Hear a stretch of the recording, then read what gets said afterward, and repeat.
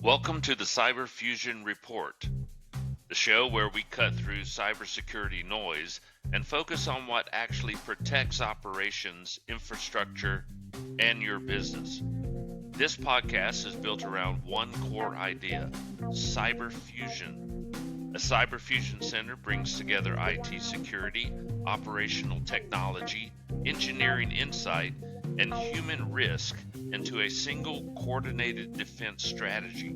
So threats are detected earlier, response is faster, and operation stays running.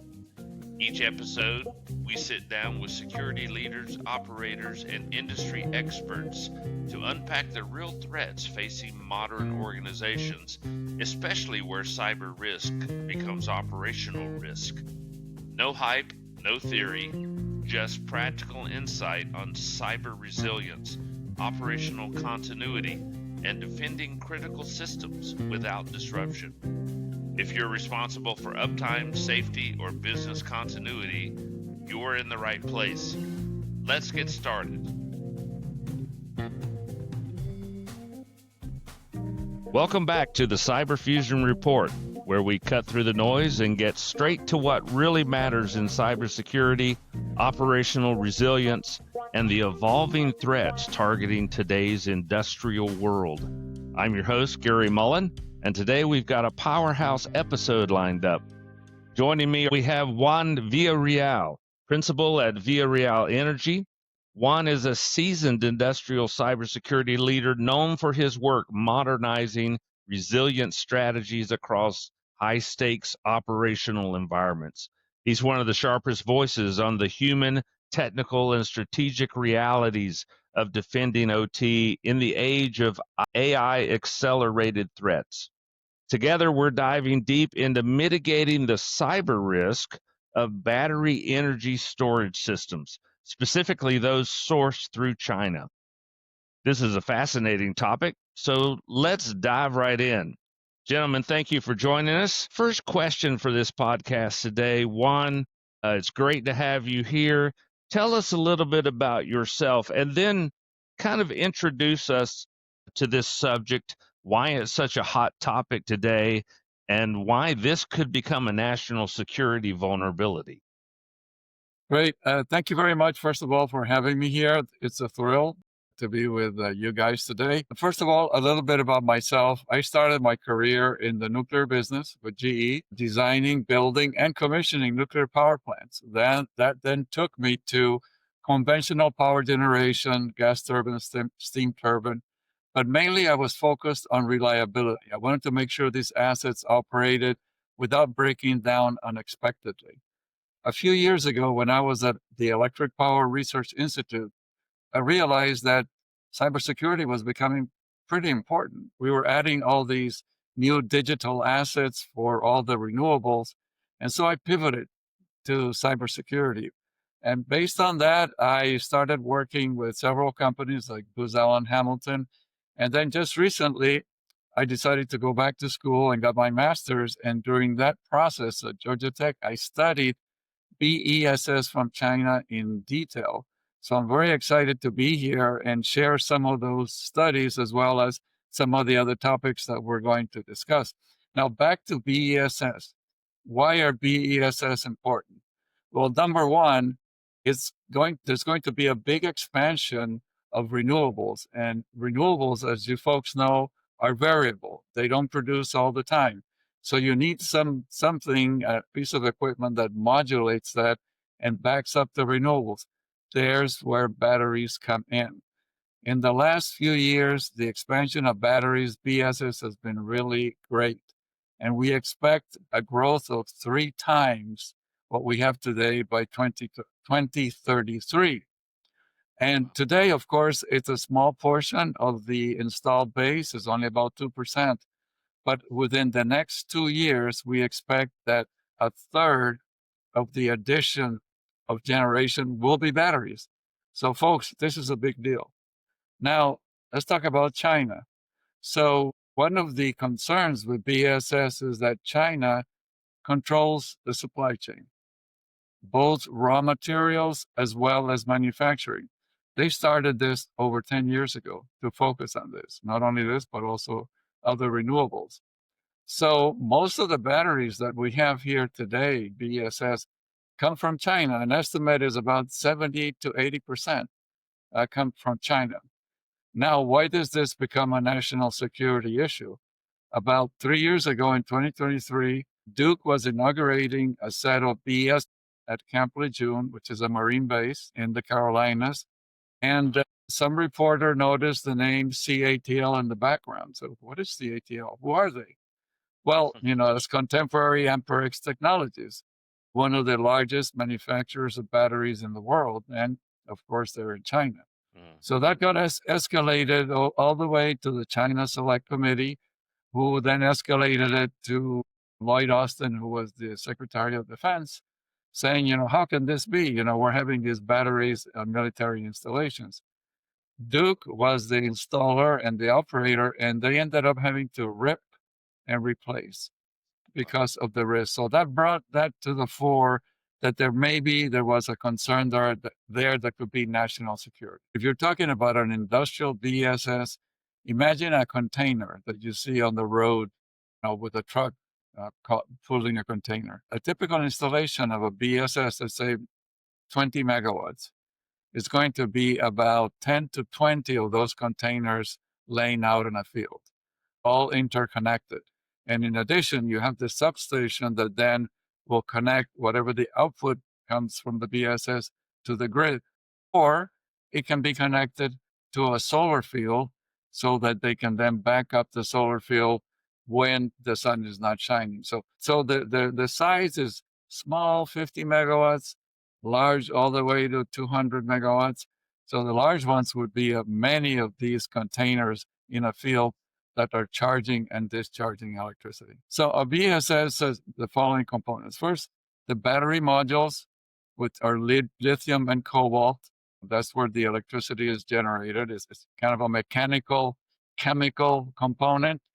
And then you have all the controls that go with it, right? One is the battery management system, which is the one that controls the charging and discharging of the battery. It's basically a control system. You have the energy management system, which is the connection of the BESS to the outside world. So it's connecting to maybe a SCADA system that is telling it, you need to charge or discharge. And then the way the electricity goes in and out is something called an inverter, right? That converts DC electricity or current, which is what the battery produces, to alternating, which is what the grid needs. And then backwards, when you're charging it, you go from AC back to DC. So that's kind of what we have in terms of what a BESS looks like. I'm kind of interested, and this is a little off topic for this question, but in a manufacturing world or a critical infrastructure world, a nuclear facility, for instance, who owns this infrastructure? Is it the power company? Is it the manufacturing company? Who owns it and is responsible for maintaining it and keeping it secure? Sure. Yeah, that's a good question. Most of the BESS installations today are really third-party developers. These are folks that get a power purchase agreement with a utility, and they're contracted for 20 years to provide, so many megawatts of electricity with a solar field, probably, or by itself. And so then they get the contract, and so they build it, and then they manage the operations. However, most of the time, the OEM or the manufacturer does monitor the battery itself because they can provide more expertise and help the asset owner, to manage the asset. And that's where some of the risks that I'm going to talk about with the next discussions, that when it's a Chinese supplied component, that's where the OEM is, in China. And so you've got that connectivity that could be good most of the time because you're managing the asset, or it could be used for malicious purposes. Understood. Right.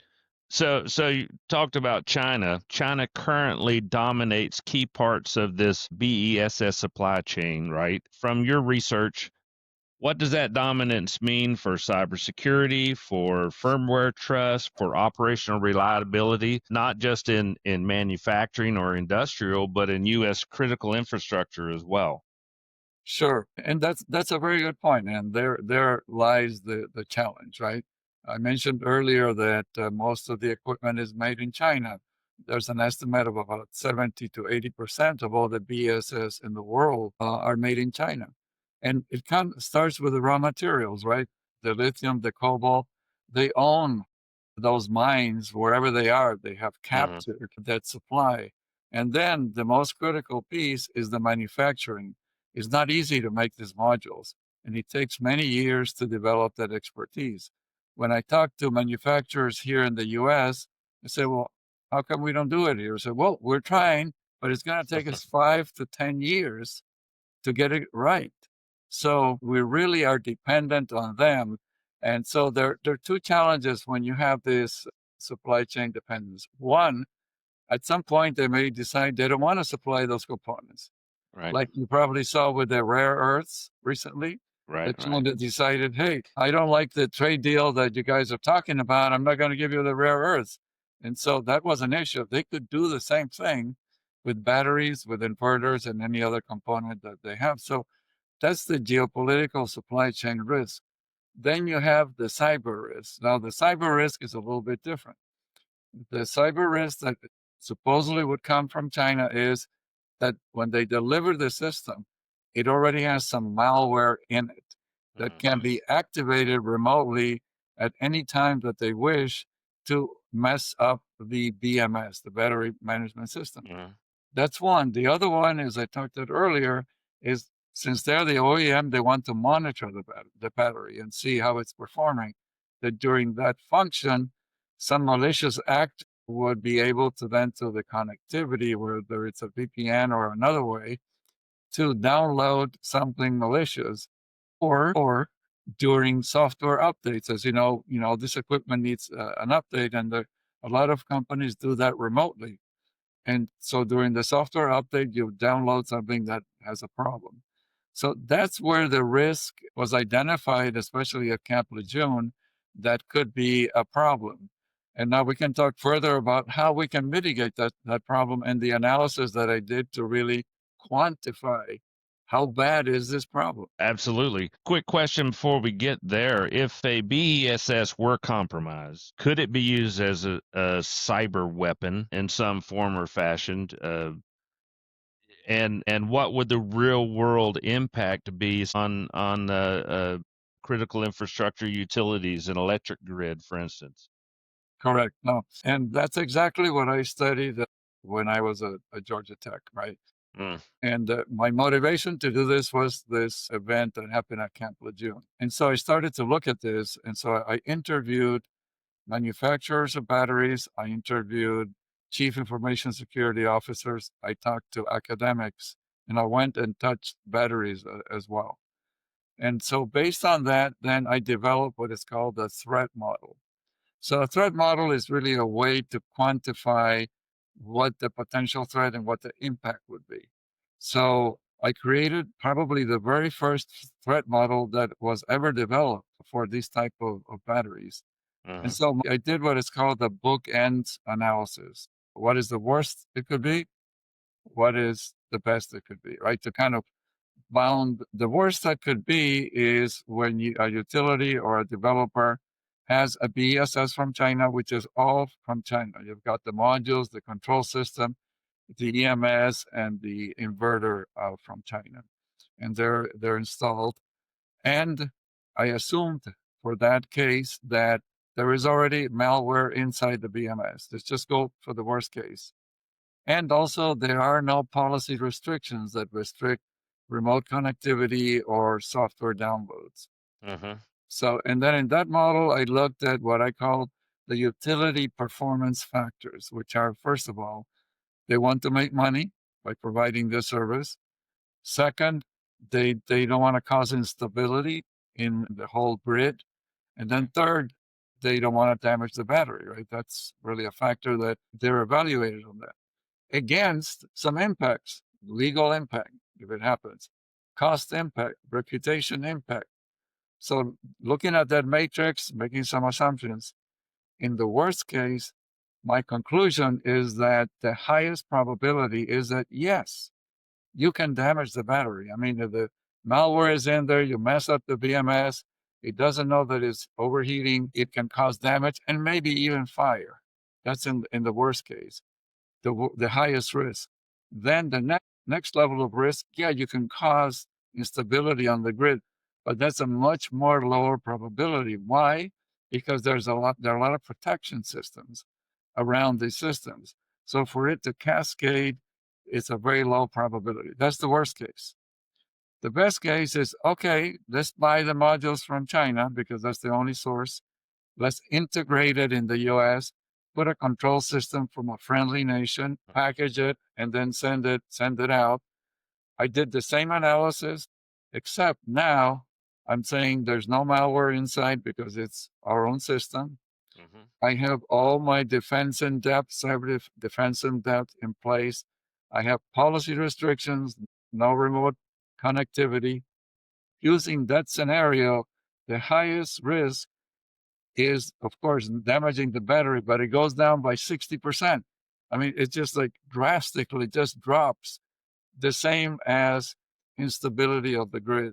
So that's really where you're bounding it. Now, this is one BSS, right?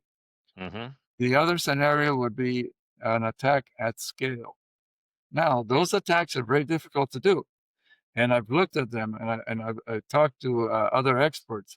For these attacks to work simultaneously and cause that damage, very, very low probability. Now, it should be modeled. But in general, I don't see a national security risk if you have the appropriate protections, right? In other words, since we have to live with this equipment, rip and replace is not an option. You can't just be ripping out a 200 megawatt BSS. So what do we do? We protect, right?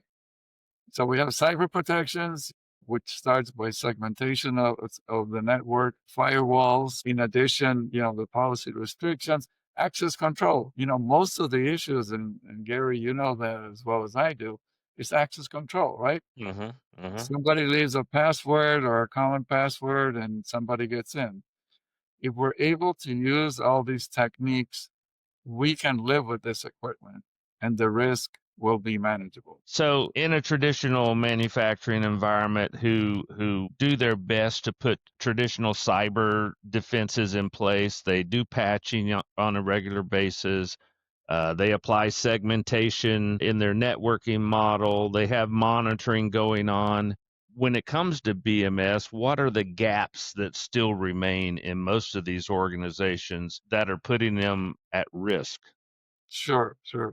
Yeah, the gap is, the weakest link is the human, right? Mm-hmm. So, you can have all these protections and then somebody in the control system could do something nefarious. In addition, physical protection, right? Let's not forget about physical protection to make sure that any cabinet is locked or the access to the actual BMS, is controlled. To visit a BSS installation near here from Georgia Power, Mm-hmm. and I thought, well, I can just walk in there and look at it. No, a guard stopped me. So that's part of the protection.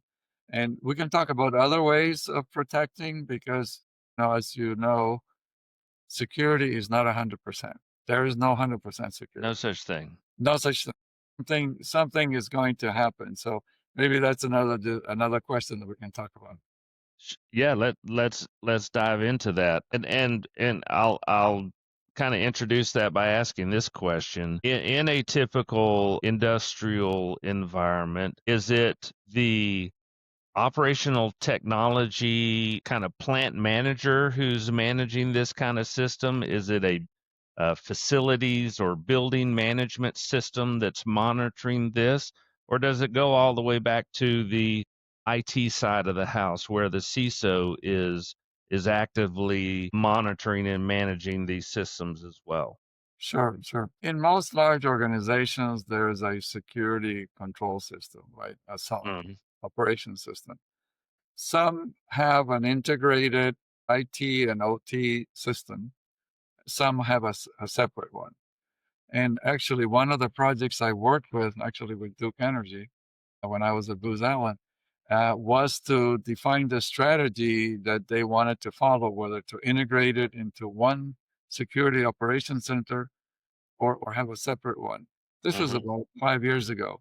Our conclusion was that it should be separate. And the main reason was the culture difference that between the enterprise system and the IT folks and the folks at the power plants, and these were nuclear plants, these were gas plants, BESS, it was just too big of a difference culturally that working together would be very difficult. So they decided to create separate security operation centers. So usually that's the way it's monitored, so that the cybersecurity side, and they're able to then talk to the engineers who are on the ground and say, hey, this is happening. Please go look at this, which is very similar to what you do with reliability, right? Monitoring and diagnostics. If you're monitoring rotating equipment or even a bat or compressor, you see, oh, the vibrations are kind of going up. Send a tech over to look at it. We're a little bit more automated now, but yeah. So that's how those systems are monitored and controlled. So beyond the human gap that we mentioned, what are some other threat vectors that organizations have to watch for in managing and securing their BESS? Sure. Yeah. First is the remote connectivity, right? That's another area that is usually the problem. And software updates. Now, quite frankly, the issues we've had with software updates in the US, and I'm going out of the BSS realm, has been from supposedly trusted sources, right? So we've had CrowdStrike that downloaded software that caused a lot of problems. And so that's an area of risk, is really software updates, whether they're coming from China or they're coming from the US. You can't anymore just push a button and distribute all that to all your equipment. The other part is supply chain security. And that's really something that has also become more important recently. And of course, with foreign equipment as well. So supply chain security is really starting from the procurement. So we used to, when we did procurement, we said, oh, we want to see how this vendor performs, the price, all this, how is the equipment performing? Well, you got to add the cyber piece. How are they doing with their own vendors? How are they inspecting their own components? What kind of process do they have, ongoing process in their manufacturing and creation of the software? So then I can evaluate the risk and then decide, do I want this vendor or do I want this other one who has a better cybersecurity profile? That's the first thing. The next thing is what's called the hardware bill of materials and the software bill of materials. You want from your supplier to get a whole list of all the components that come with your system.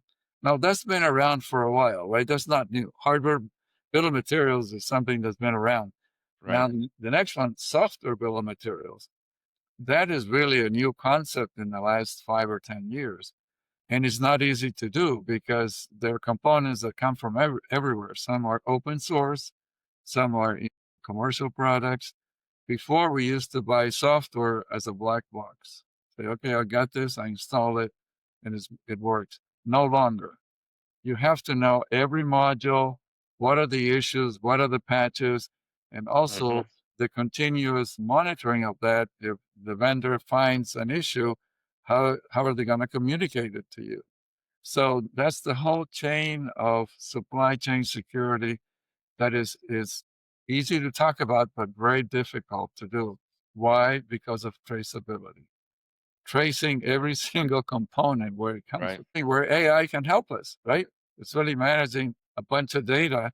And so those are the open vectors that I say we need to be looking at. Absolutely. And that's one of the reasons that Fish Cloud is very focused on creating cyber fusion centers for organizations like this today that help them get control of all of that data and using automation and AI to really understand what's going on in their environment and where the risk is. So, Juan, you've done some extensive work in cyber informed engineering. Is that correct? That is correct. Yes. Yes, that's a new term for me. Mm. Maybe you can explain what that is, why it's kind of changing the game, and how does it limit the risk here, even when a BESS unit is compromised? Sure. Yeah. Excellent question. And it's one of the things where I'm very excited about. We talked earlier that there's no 100% security, right? Right. So what do? We have to find another way to mitigate the impact. Well, cyber-informed engineering is the way to do it. This is an initiative by the Department of Energy that started about 3 years ago, and I've been working in that initiative since then. It's really a very basic thing. It's really applying non-digital risk mitigation measures, because everything that's digital can be hacked. So why don't we look at other ways of either stopping the impact or limiting the impact or aiding in the quick recovery of the system? So there are 12 principles of cyber-informed engineering. I'm not going to go through all of them, but I will talk about the three most important ones. The first thing is understanding what services your system is supposed to provide and what are the things that can disrupt that service. Number one, which is really kind of a risk analysis, right? The second one is what non-digital measures can I apply even if something happens to limit the risk. So in very simple terms, those are kind of the two things. Items that we call non-physical, non-digital, I'm sorry, is what's called engineered controls. And with the team at Cyber Informed Engineering, we have gathered over 3,000 engineered controls that apply to many systems, not only BSS or electrical systems. It can be a conveyor belt. It can be a plant that is making pharmaceuticals. We've looked at all those. So let's dive into BSS and see how that is going to help us. So first of all, we developed a very nice tool specific for BSS to go through all these 12 points and make it kind of automated. With that system, first, of course, you define the system. What kind of a BESS do you have? What components? How big is it? Etc. You define it.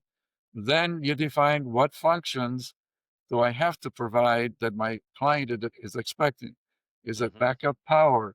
Is it just regular power when you need to compensate when there's a peak? So you define those in the nice spreadsheet.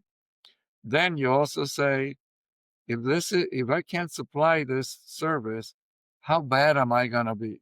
Am I going to be affected financially, reputation-wise, which is similar to what I did with my BSS threat model. And so you say the risk of doing this, high, medium, and low. And once you do that, then you quickly see that if you are supposed to provide backup power for a renewable field, and that's critical for your client, and the main thing that can stop you from doing that is thermal overheating because the BEMS is compromised. Okay, well, so what can we do about that? Well, there are things called thermal cutoff switches. These are mechanical systems like a fuse, for example, that is connected to the current that goes between the modules. And when a certain temperature goes up, it fuses and it opens the circuit. So what does that do? It separates the module that was having the problem and allows the other modules to continue operating and maybe also preventing a whole meltdown or fire. So that's a very simple example of a mechanical item that you can design into your component to do the even if all the cyber protections don't help you and something happens, okay, I've got a way to mitigate it, maybe stop it, mitigate it, maybe even help me recover faster. So I'm very excited about cyber informed engineering And we hope that a lot of companies are going to adopt it in the future.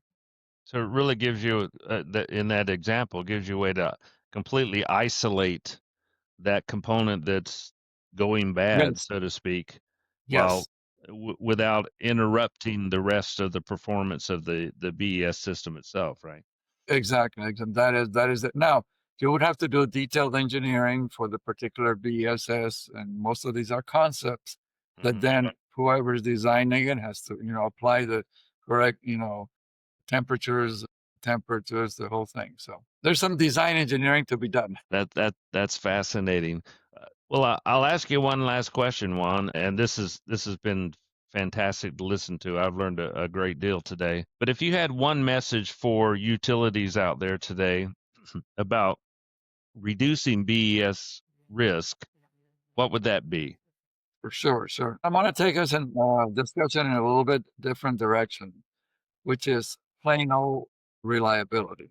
Hmm. Probably, if you look at the history of events that happen in grids, most of them are reliability caused events, either by human error or equipment just fails. Cyber is there as well, and we need to be looking at that, but we need to go in parallel paths. We need to be fortifying our cyber defenses and maybe cyber informed engineering, but at the same time, in parallel, looking at the reliability of our components, making sure that we have the best quality components that we can have, in addition to having good training so the human error won't be there, right? And Right. so in the area of reliability, inverter-based resources have been a problem. And if you probably recall, there have been several events in the US where large solar fields just disconnected. That happened in Texas, it happens in California. Right. And that's because the inverters were not set correctly to really what they call ride through setting. In other words, when there is a disturbance in voltage or frequency, that they're able to continue providing power and modulating the change. What they do, if they're not set correctly, they just disconnect. So you have this big loss of generation. If you recall, in April, the blackout in the Iberian Peninsula Mm-hmm. was caused in part by all the inverter-based resources that were not set up to modulate voltage fluctuations, I should say. They were set up to really they were in such a hurry to install all these renewables, they didn't really tune them correctly. Now, there were other factors in Spain. It wasn't only this, but this was one of the big factors. Now, NERC here in the US, the North American Electric Reliability Corporation, took note of that and is doing what is called the IBR registration initiative, which is a lot of the inverter-based resources are not registered with NERC because they're too small. Mm-hmm. So everything that is larger than 20 MVA or connected to 60 kV bus now has to be connected. So that means they're under the reliability regulations of NERC, which is good.